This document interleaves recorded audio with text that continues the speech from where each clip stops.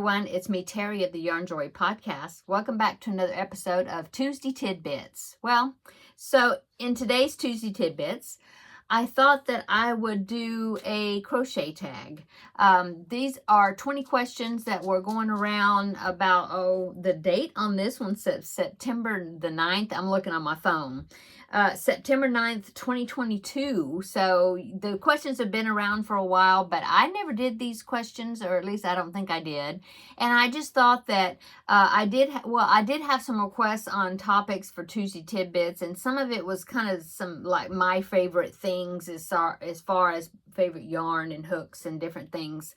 And I was just thinking that there may be people on here, even though maybe I have done questions like this before, I have subscribers that are newer subscribers that, I've got like a lot of videos here on my channel, and I know that, some sweet people, they've gone back and watched all my old videos, and I appreciate that so much. But I know that there are some viewers that are newer subscribers, that haven't heard me answer these questions before. So anyway, I thought I'd go ahead and do this, and I will actually tag a couple of people at the end. I tried to tag some people that maybe have not been making videos for years, and I'm thinking that they haven't done this tag either. So that's why I'm tagging who I'm tagging. Okay. So 20 questions. Well, the last question is tagging somebody. So, okay. Let's get started and we will go through these questions. Okay, so for the first one, it says, how old were you when you learned to crochet and who taught you? Well, I believe as far as I can remember, I was about 16. So I've been crocheting for over 40 years. But I was about 16. It was when I was dating now he's my husband, but it was back when we were just dating, and his sister went to visit her great grandmother during the summer. And while she was there, the great grandmother taught my husband's sister how to crochet. And so when she came back home from visiting, she taught me. But the thing is she taught me right-handed, okay? And I'm a lefty. And so the first few things that I crocheted it right-handed, and it was horrible because I'm left-handed, and so it was very awkward. But it just so happens that my husband's grandmother, okay, had a friend that was left-handed that crocheted. And so we just happened to be visiting the grandmother, not the great-grandmother that did the teaching, but the grandmother, her daughter. Anyway, we were visiting, and one day this friend that was left-handed that could crochet happened to be there when we were there, and so she showed me left-handed, and so of course that made all the difference. And so I've been crocheting ever since. There was years where I had big gaps, like when I was in college. I don't remember crocheting in college. Actually, I learned to do counted cross stitch in college from one of my roommate.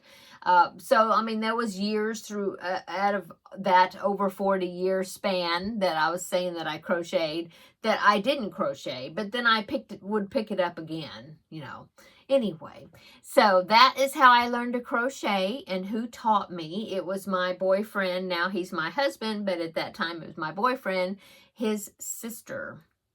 And then, she initially, and then my boyfriend, now husband, his grandmother's friend who was left-handed, finished up teaching me.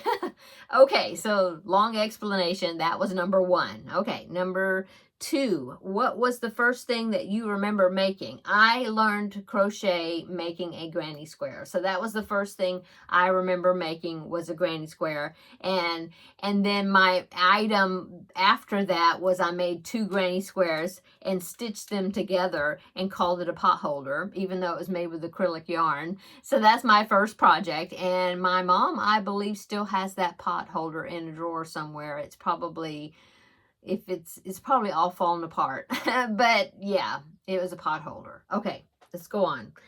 Number 3, what make was that, okay, it says to talk about the make that you've made, or the crochet project, in other words, that you're proudest of.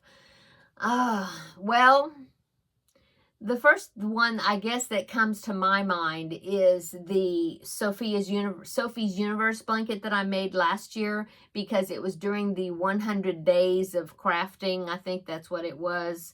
And I had to I posted a picture of it. I took a picture of each day, which was basically each round, because the Sophie's Universe blanket is like 100 and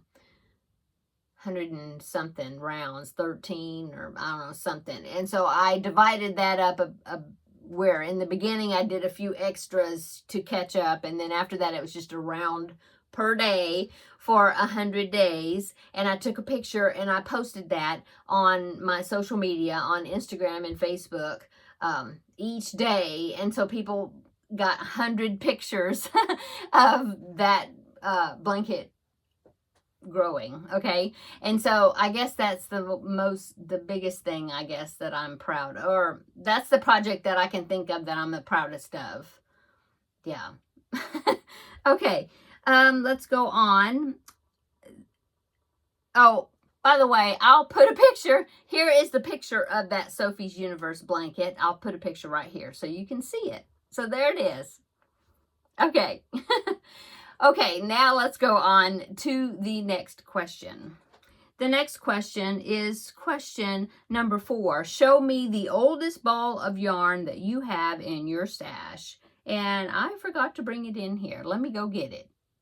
Okay, so the oldest ball of yarn in my stash, had to go get it because it was in the bottom of a bin of a bunch of scrap balls that I have. And so as far as I know, this is probably the oldest. I don't know. I probably have some crochet thread, like the doily thread.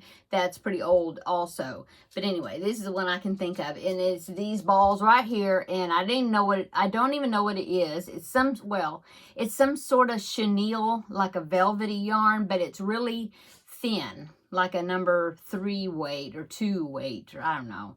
But it is got a texture, a softness to it, like a velour or velvet or something. I don't know. I don't like working with it though, because it's so thin and it's not really soft it was soft in the skein, but then once you crochet with it, it's not that soft. I do have a scarf I made with this. This is just the leftover, and I have used it a couple of times. But yeah, this is the oldest, and this is the same sort of stuff. And I don't even know, like I said, I don't even know what yarn it is. It's so old that I don't remember. Anyway, okay, so there you go. Answer number 4. Number 5, knife grip or pencil grip or both. I use the knife grip. In fact, let me show you. So yeah, knife grip. This would be a pencil grip, crocheting like that. I don't crochet like that. I crochet knife hold. Okay, the next one is Boye style, Susan Bates style, or hybrid. I would say hybrid. Now it's talking about my hook, the type of hook that I use. And I would say probably a hybrid. I don't know. I don't really pay attention to the hook shape, or, to me, it's more important about how it feels and the handle, how it feels in my hand. But the hook, I would say maybe a hybrid, some off-brand something. I don't know. I don't pay attention that much to the hook shape. Okay. Number 6, favorite brand of hooks. Well, I would say I do like, let me grab one. I do like the tulip hook, and this is a prime example though. I've had this tulip hook for a long time. Like years and years. So that's a warning as far as if you're going to buy a tulip hook. I've had it probably 15 years maybe, I don't know, but after a certain period of time, the handle of these hooks, and I love the way they feel, so it's a bummer what happens to them, but the handle of this hook, if you can see, can you see that it's shiny? Yeah, see See that? So I think the rubber that they use, it starts to break down after a while because this one feels kind of greasy, and I didn't do anything to it. You know, I mean, I didn't put anything on it, but it gets like a greasiness to it and kind of sticky and tacky, and so I need to get rid of these. I have a couple that are just like this, and like I said, they're really old. I've had them probably 15 years, so that's a warning about the tulips. I really like them, but after so many years this starts to like get gross. So and I've tried cleaning it, and it helps for a while, I guess, but I mean, I don't know, it's just that this stuff is just breaking down. So, besides that, I just like to have a hook that's got the rubber handle. It has to feel good in my hand. You know, I don't like just I really don't like, I don't have any wooden hooks or anything like that, but I have, you know, the old school metal hooks, and I don't like those. I need something that's soft. Okay, so there you go. With that, let's go on. So let's see, favorite hook size or range of sizes. Well, I don't like using anything more than like a 6mm, which is a J size hook, 6mm. So I don't really, because they start getting heavy, I think. So I will go down to like maybe a 3mm I've done for like, or even a 2.5mm, but I'm not crazy about them.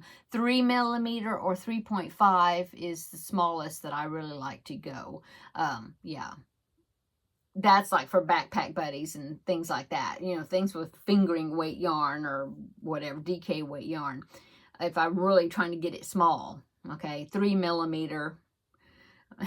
And then all the way up to a 6mm, which is a J hook, American J hook. Okay. Okay. Favorite weight of yarn. Well, I would say a 4-weight yarn, which is a worsted weight, or Aran. Okay. ARAN, Aran, I guess. Anyway, I use that a lot. But I do have a lot of DK weight yarn now, which is a 3-weight yarn, or sport weight, DK weight, and I like that too because it's really nice. I use it, I like it for baby blankets and things. I don't know, it just feels light and it feels pretty. I don't know. Anyway, so DK weight yarn and 4-weight or worsted weight yarn. Okay. Okay, let's go on to the next question, which is number 10. Favorite yarn fiber and why? I would say acrylic, just because the majority of the stuff that I do is for people that I know that they're just going to want to wash it, you know, just in the washing machine, you know. And normally people aren't allergic to acrylic yarns, and a lot of the stuff that I make is for charity, and I don't actually know who it's going to. And so I have used cotton before, but I think my favorite is just acrylic. Yeah. Okay. Favorite, that was number 10. Number 11, feature one of your favorite yarns. Okay, well, I like Premier yarn quite a bit. Premier Basic yarn, either in the worsted weight, the one, and especially if it says non-pilling, okay? But the one I pulled out right here is Premier Basic DK, okay? And it just, I like it. It's soft. It's non-pilling. I think this was non-pilling. A lot of it is. Some of it is. This one doesn't say non-pilling, but I do like it. I do like it.